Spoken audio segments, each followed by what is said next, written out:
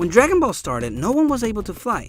Every character had different means of getting places. But then, when Dragon Ball Z started, everyone knew how to fly. How did this happen? Why did all the characters suddenly start flying? That's what we're going to talk about today.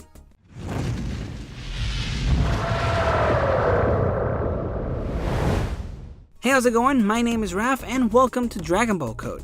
When most people think about Dragon Ball, they're thinking about Dragon Ball Z. And one of the things that they usually remember, apart from screaming and fighting, is that the characters can fly. But that wasn't always the case. Back in Dragon Ball, the characters couldn't fly. Go ahead and hit that like button if you love the original Dragon Ball.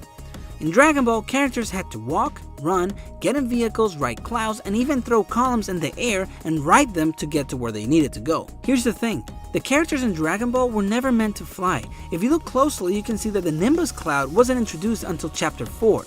Before that, Goku would go everywhere by walking, swimming, and running. Bulma was the first one to introduce vehicles to the story, but once Goku got his Nimbus, that was all he would use. And as the story progressed, different types of vehicles had to be used for traveling different distances, so they introduced things like planes and helicopters. Also, Master Roshi was flying on top of a turtle, and even in Chapter 85, when Tao Pai Pai appears, he rides a column that he launches into the air. That's badass, I wish I could do that. But then in Dragon Ball Z, people were suddenly flying everywhere. Goku started using his Nimbus Cloud less and less, and all the other fighters would just fly. So what in the world happened? They didn't even explain how this happened. How did they go from nobody flying to everyone flying?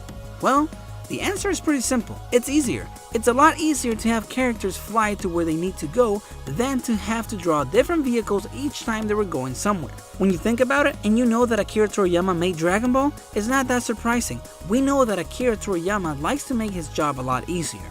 So having to draw every single time a lot of vehicles was very time consuming, and he didn't like that, so just like that, he decided that people were going to fly from there on.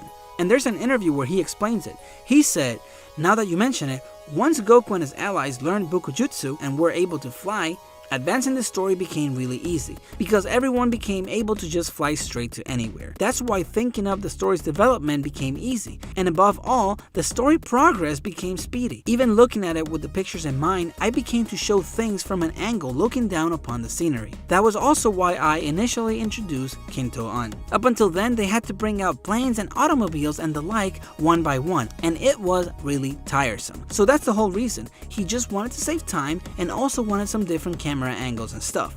But the main reason is that flying just simplified everything overall. And one of the good things that came from this was that battles became much faster and crazier. And it's funny to think that if Toriyama wasn't a person that liked to save his energy when drawing, in Dragon Ball, we might have never had characters that could fly by using their energy. And there you have it. If you enjoyed this and you would like to support my channel, please check out my Patreon page in the description below. And of course, if you like Dragon Ball content, make sure to subscribe and hit that bell icon so you can get notifications whenever I post a new video. Thanks for watching, and I will see you later.